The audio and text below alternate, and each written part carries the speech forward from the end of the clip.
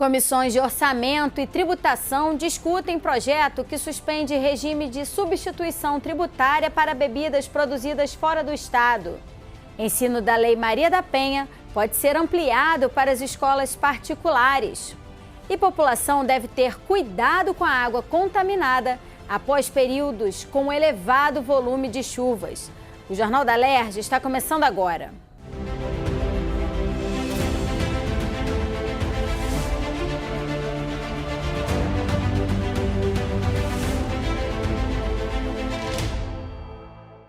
Boa noite. As comissões de orçamento e de tributação da Alerj fizeram uma audiência pública conjunta para debater a suspensão do regime de substituição tributária do ICMS para a comercialização de bebidas produzidas fora do estado do Rio. O projeto, que trata sobre o tema, modifica uma lei já em vigor e tem como objetivo garantir mais competitividade ao setor fluminense. O deputado Luiz Paulo, um dos autores do projeto de lei, acredita que o impacto causado por essa alteração vai beneficiar o Estado, mas que é preciso que esses incentivos sejam traduzidos em números. Tivemos uma audiência pública muito boa, organizada pelas comissões de orçamento e de tributação, para discutir um projeto de lei, que eu sou um dos autores, no sentido de não ter mais substituição tributária, nem para produção interna, nem quando vier de outros estados, nos seguintes produtos: leites, laticínios, bebidas quentes, vinho, aguardentes e também águas minerais. O projeto tem a Firjan e a FEComércio favorável ao projeto e os atacadistas contrários ao projeto. A Secretaria de Fazenda tentou fazer um estudo para medir os impactos da retirada desses produtos da substituição tributária, mas o volume de informações ainda é muito incipiente para ter uma conclusão decisiva. Eu continuo achando que é impossível você tirar um produto da substituição tributária para a indústria local e não retirar da substituição tributária para o produto que vem de fora. Segundo o deputado André Correia, presidente da Comissão de Orçamento, há no país uma grande carga tributária e o estado do Rio de Janeiro vem perdendo diversos setores para as outras regiões. Com esse cenário, algumas correções a respeito da tributação precisam ser feitas para que o estado volte a ser atrativo para as empresas. Há uma carga tributária muito grande no país e a gente perdeu setores importantes da nossa economia para outros estados, como Goiás, Nordeste, né? Só que ao longo desses 25 anos, os benefícios de determinados setores começaram a não se falar e a gente criar situações esdrúxulas, como por exemplo essa que eu estou dizendo. Ou seja, nós somos um estado o segundo maior consumidor do país, por exemplo, de sorvete, picolé. Um estado quente. E não tem lógica nós não termos indústrias de sorvete significativas aqui no nosso estado. Por que não temos? Porque o incentivo da distribuição não está combinando com o incentivo da indústria e a gente gera esse paradoxo. O parlamentar diz ser a favor do projeto de lei, mas que o problema é amplo e todos os setores precisam ser ouvidos. Com o debate durante a audiência e com os números apresentados pela Secretaria Estadual da Fazenda, as comissões de orçamento e tributação devem realizar novas reuniões para discutir o assunto. Eu acho que o próximo passo, a gente tem aqui informações de receita, né?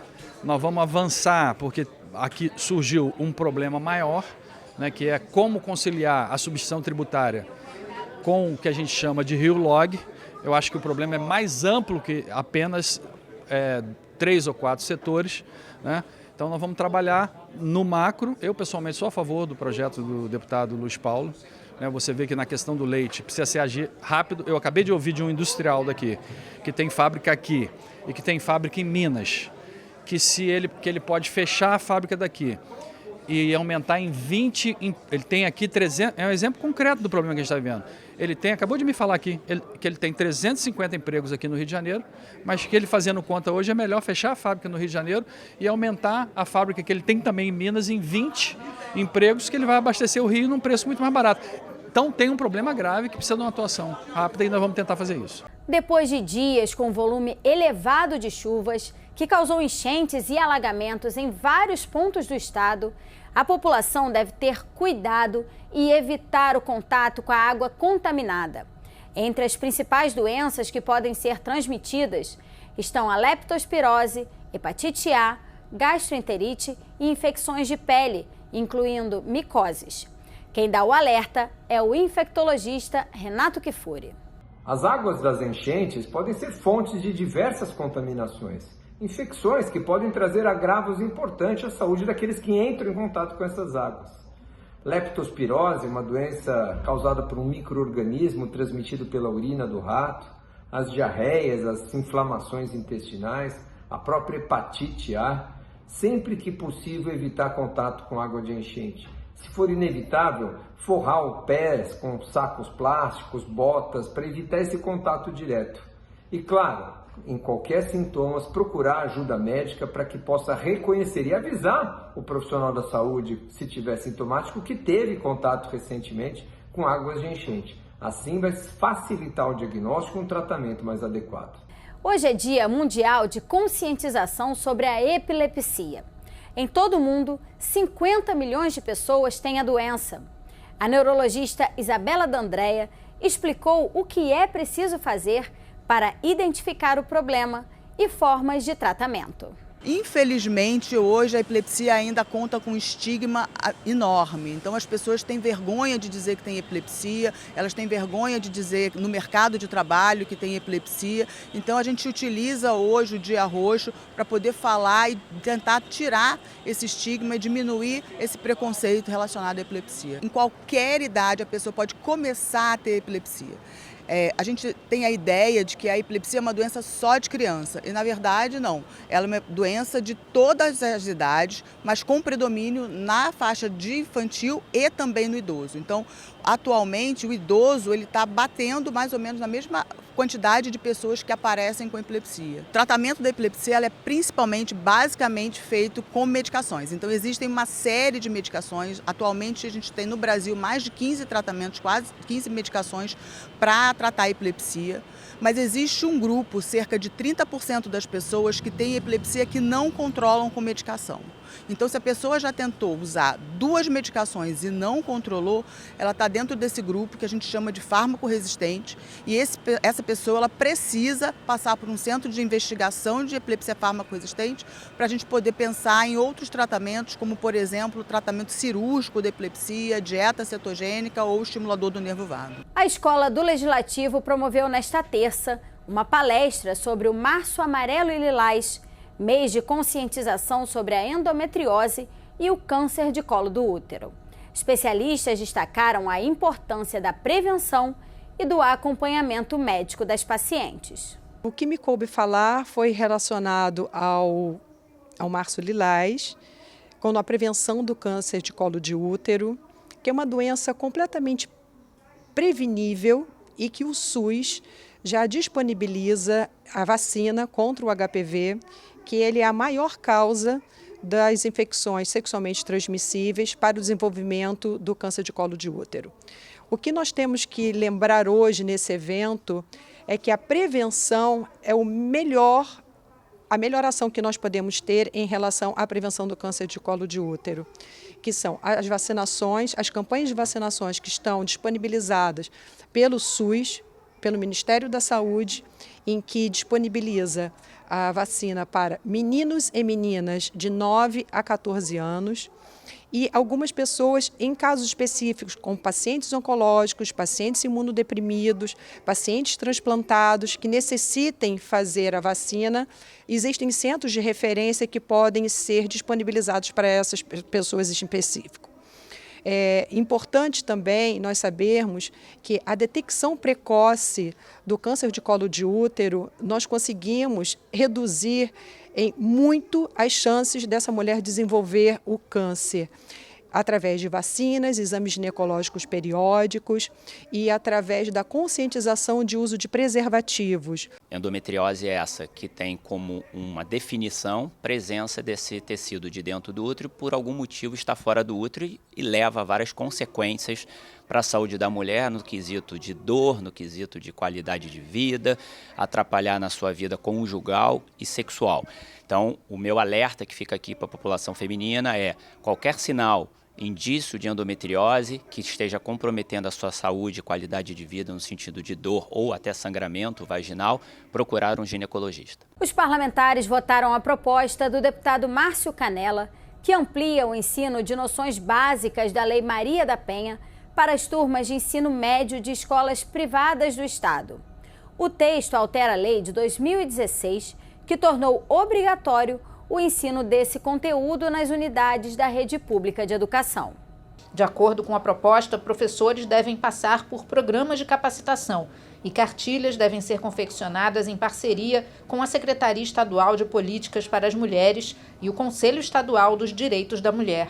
O projeto foi aprovado em segunda discussão e depende da sanção do governador para se tornar lei. Pessoas com deficiência visual podem ter o direito de receber dos fornecedores de produtos e serviços e das instituições financeiras os contratos de adesão e outros documentos em braille.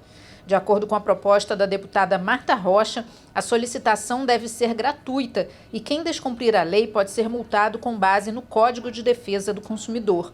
O projeto aprovado segue para análise do governador. Não é apenas entregar um documento. Cada vez que você recebe um documento que de alguma maneira vai ser necessário para fazer prova em algum pedido que você fez em razão da sua vida profissional ou da sua vida social, o mínimo que a gente faz é conferir se os dados estão certos.